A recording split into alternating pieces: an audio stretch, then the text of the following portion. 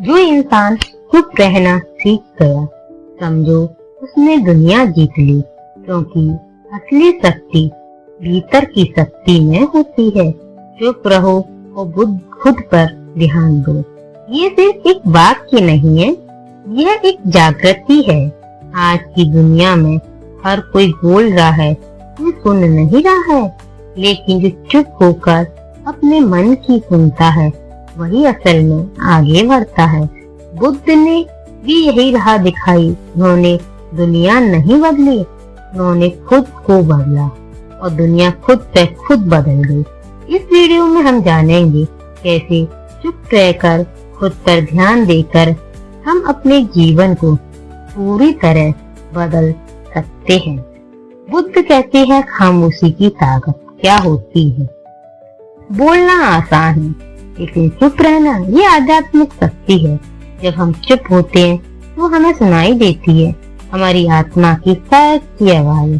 बुद्ध ने कहा था, silence is not empathy, it is full of answer. यानी खामोशी में खालीपन नहीं, बल्कि उसमें बहुत सारे जवाब छुपे होते हैं जो हम बाहर ढूंढते रहते हैं।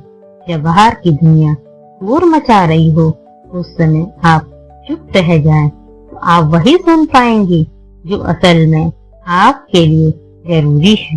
खामोशी हमें अपनों को देखने देती है, गुस्से को पहचानने देती है और दुख को सहन करने की शक्ति देती है।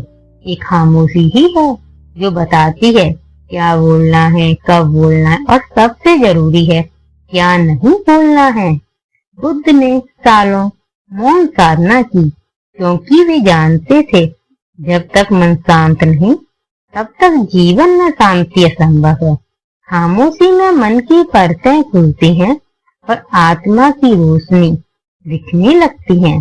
अगर तुम सच में कुछ बदलना चाहते हो तो पहले खुद के अंदर शांति लाओ। खामोशी से डरना नहीं, खामोशी को अपना मित्र बना लो, क्योंकि उसी में है जीवन की सबसे सच्ची ताकत।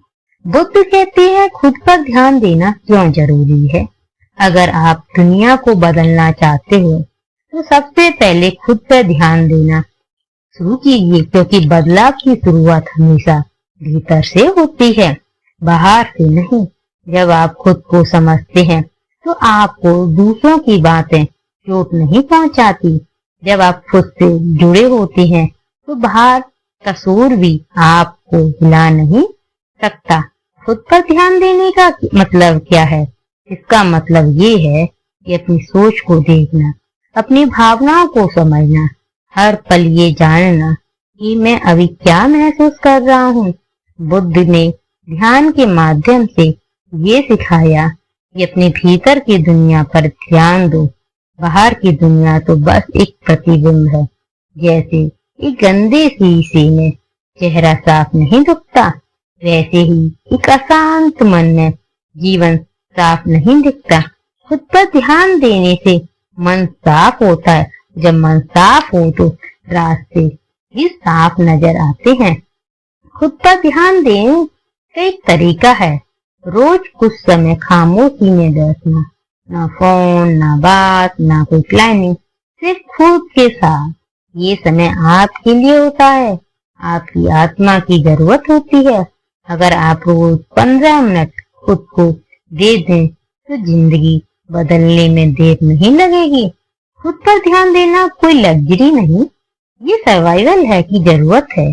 जो लोग खुद को भूल जाते हैं, दुनिया भी उन्हें धीरे धीरे भूलने लगती है। तो खुद से जुड़िए, अपने मन को जानिए, क्योंकि जब आप खुद पर ध्यान देते हैं तभी दुनिया आपकी सुनने लगती है। बुद्ध ने के 5 गहरे सूत्र जिन्होंने हमें बताया है। बुद्ध ने जीवन को बहुत गहराई से देखा है। उन्होंने हमें कुछ ऐसे सूत्र दिए हैं जो आज भी उतने ही सच्चे हैं जो 250 साल पहले थे। आइए जानते हैं बुद्ध के वो 5 गहरे सूत्र जो आपकी सोच और आपका जीवन और आपकी आत्मा सब कुछ बदल सकते हैं। नंबर 1, हर चीज बदलती है, सब कुछ बदलता है, कुछ भी स्थायी नहीं है।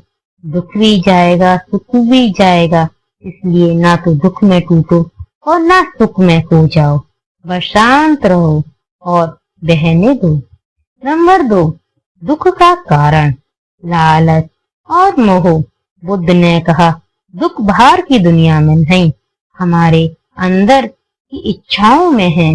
जब हम छोड़ना सीख जाते हैं तो मन हल्का और जीवन सुंदर हो जाता है। नंबर 3, वर्तमान की सच्चाई। बीते हुए कल का अफसोस मत करो, आने वाले कल की चिंता मत करो।